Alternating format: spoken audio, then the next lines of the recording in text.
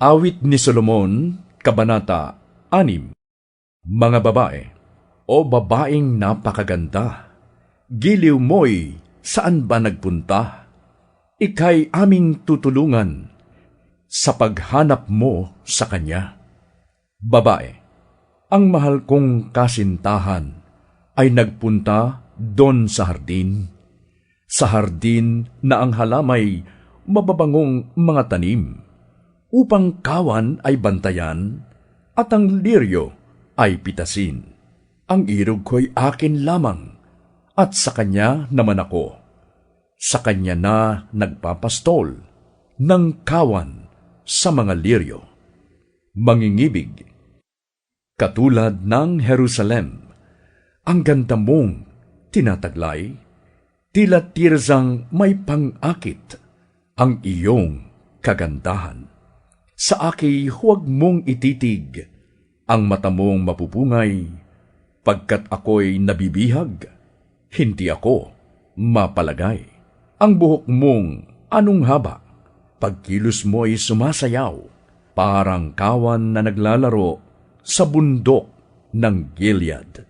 Ang ngipin mo'y kasimputi, nitong tupang bagong linis, walang kulang kahit isa, maganda ang pagkaparis.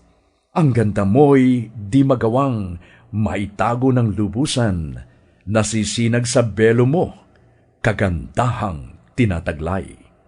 Ang reyna ko'y 60, 80 ang kalaguyo. Bukod dooy marami pang di mabilang nakasuyo. Ngunit ang tangi kong mahal ay iisa lamang, kalapati ang katulad ng taglay niyang kagandahan. Nag-iisa siyang anak ng ina niyang minamahal, kaya siya'y mahal nito ng higit sa kanino man. Tunay na siya ay mapalad. Mga dalagay nagsasabi, mga reyna't kalaguyo sa kanya ay pumupuri. Sino itong sa tingin ko ay tila bukang liwayway, kasing ganda ng buwan, kasing ningning nitong araw. Ang hardin ng almendra ay akin nang pinuntahan upang tingnan sa libis bagong sibol na halaman. Pati ang mga ubas baka nais nang magbunga, at saka ang mga puno nitong kahoy na granada. Kay laki ng pananabik na ikaw ay makatalik, katulad ko'y mandirigma, labanan ang siyang nais. Mga babae, magsayaw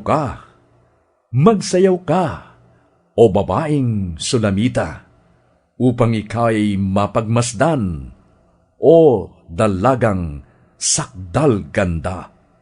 Babae, ano't inyong ninanais na masdan ang Sulamita, na tulad ng mananayaw sa panahon noong una?